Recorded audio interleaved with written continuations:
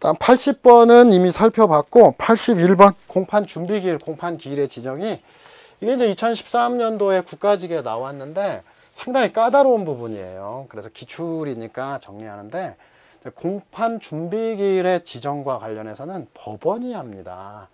반면에 그래서 법원이 공판 준비기일은 지정을 하고 공판 준비기일에 대해서 피고인 또는 변호인, 검사 등이 지정 신청도 할 수 있어요. 그러나 이 결정에 대해서는 불복할 수 없다. 그러나 공판 기일은 재판장이 합니다. 그리고 공판 기일의 지정은 신청할 수가 없어요. 다만 공판 기일의 지정, 변경은 재판장의 명령이고, 재판장이 하니까 명령. 그 다음에 그러나 공판 기일도 변경은 할 수 있다. 공판 기일을 지정 신청은 못하지만 변경은 할 수 있다. 그리고 공판 기일 변경 신청 재판장이 명령한 기각은 송달하지 않는다. 이것도 중요합니다. 공판 기일은 재판장, 기각시는 송달하지 않는다. 왜? 그대로 유지하니까. 자, 그 다음에 82번 이제 증거 신청으로 보는데, 이 증거 결정은 증거를 채택 기각하는 거예요. 증거 결정함에 있어서 필요하다고 인정할 때는 검사, 피고인, 변호인의 의견을 들을 수 있다. 임의적 의견 전술 절차가 있고, 그러나 비슷한 조문이죠. 증거 결정을 함에 있어서 상대방에게 제시하고 서류 또는 물건의 증거 능력 유무는 의견을 진술하게 하여야 한다.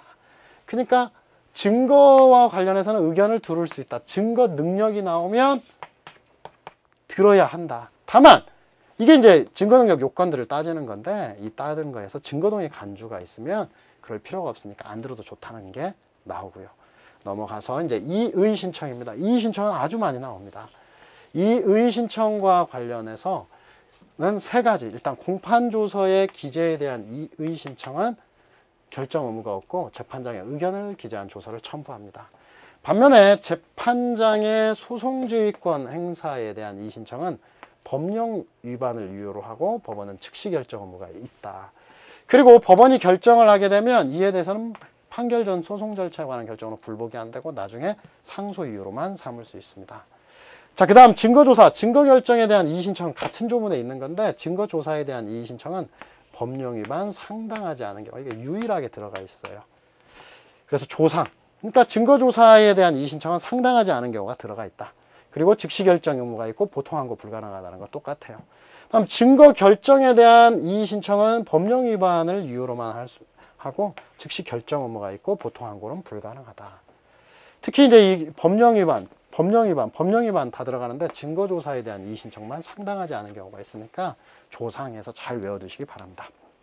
자, 그다음 공동피고인의 증인 적격은 잘 정리해 두셔야 돼요. 일단 공동피고인은 공범 아닌 공동피고인과 공범인 공동피고인인데, 공범 아닌 공동피고인은 제3자로서 증인입니다.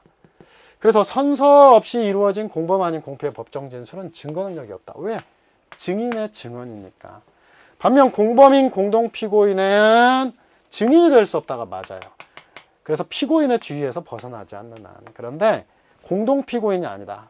공범은 변론이 병합되어 공동피고인이면 증인이 될 수 없지만 피고인의 지위에서 벗어나 공동피고인이 아닌 공범은 증인이 된다. 이것은 변론을 분리하면 증인된다는 거예요.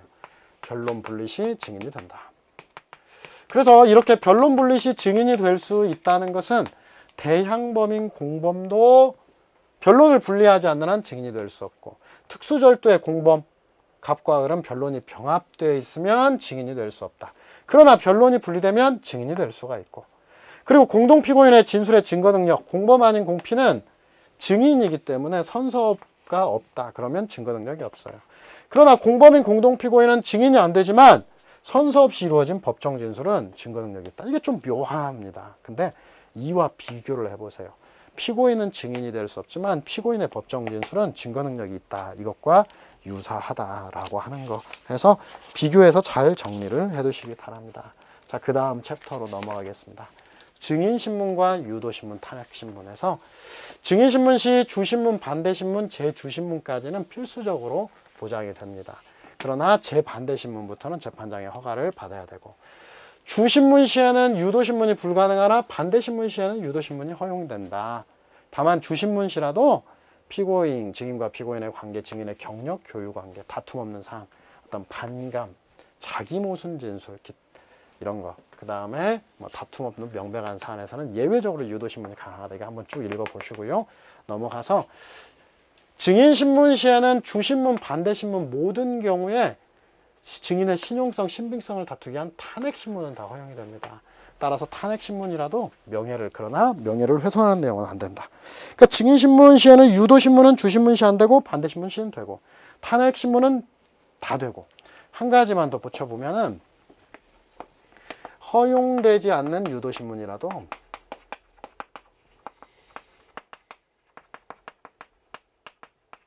차회기일에 변경할 점과 이의할 점이 없다. 이렇게 진술을 했다.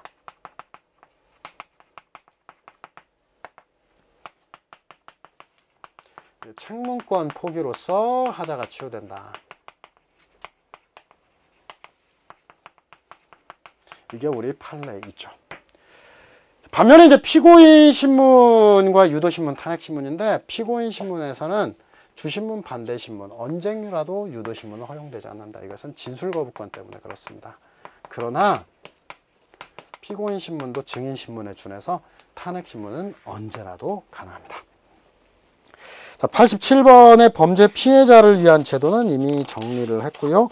88번 간이 공판 절차로 가겠습니다. 이 간이 공판 절차는 시험에 아주 잘 나오는데 거의 나온다고 보시면 되겠고요. 간이 공판 절차는 일단 공판정에서 자백을 하면 단독 합의 불문하고요. 다만 간이 공판 절차 자백한다고 무조건 가는 게 아니라 개시는 법원의 재량이다. 그리고 법원의 결정인데 판결 전 소송 절차에 관한 결정으로 보통 항고가 불가능하고, 다만 이 간이 공판 절차는 일반적인 거 다 적용돼요. 공소장 변경, 자보강, 판결문 간이한 작성 안 되고 무죄 등도 가능하다. 그러나 간이 공판 절차에서는 증인 신문의 방식, 증거 조사의 방식, 증거 조사와 의견 진술의 기회, 피고인의 퇴정, 이 규정이 적용되지 않고 증거 동의가 의제된다 해서 신조의 퇴정 동의, 이것만 예외입니다. 그래서 이제 간이 공판 절차라도 이 자백의 보강 법칙이 적용된다, 이 얘기는 증명력은 완화되지 않는다, 이걸 그렇게 기억해 주시고요. 다만 이제 자백의 신빙성이 없어도 공소 제기하고 나서 곧바로 자백하면 일단 간이 공판 절차 개시는 가능합니다. 그러나 신빙성이 없으면 밝혀지면 반드시 취소해야 되고요. 취소하는 경우 공판 정찰을 갱신해야 되는데 이의가 없는 경우에는 그러하지 않다, 이렇게 규정이 되어 있죠. 자, 그 다음에 이제 89번, 90번 공판 절차의 정지와 갱신은 다 했고요. 91번 소송지휘권으로 넘어가겠습니다. 이 소송지휘권과 관련해서 우리 판례는 기본적으로 자유재량인데, 자, 공소장 변경 요구, 변론의 분리병합, 변론의 재개, 증거 결정까지 다 자유재량이다. 그래서 특히 증거 결정 불필요하다고 인정할 때는 조사하지 않을 수 있고, 증거 신청을 기각하였다고 해도 불공평 염려가 있는 경우는 아니고, 그 다음에 피고인이 신청을 처리한 증인이라도 직권으로 신문할 수 있다. 자유재량이니까. 반면에 이제 성명권 같은 경우는 원칙 재량이지만 예외적으로 의무가 되는 거예요. 유명한 판례 바로 공소장 특정과 관련한 겁니다. 다음 페이지에 공소장 특정과 관련해서는 명백한 증거가 존재한다, 혹은 뭐 구체적 사실이 기재되어 있다, 이런 경우에 있어서는 성명 없이 공소장 불독정으로 곧바로 공소기가 가는 것은 위법합니다. 다음 직권증거조사는 잘 안 나오는데, 일단 직권증거조사는 의무화한 것은 아니다. 그러나 무죄를 추지할 만한 상황이 있음에도 유죄로 단정한 것은 심리미진의 위법이 있다 해서 이걸 평가할 때 예외적 의무다, 이렇게 평가하고 있습니다.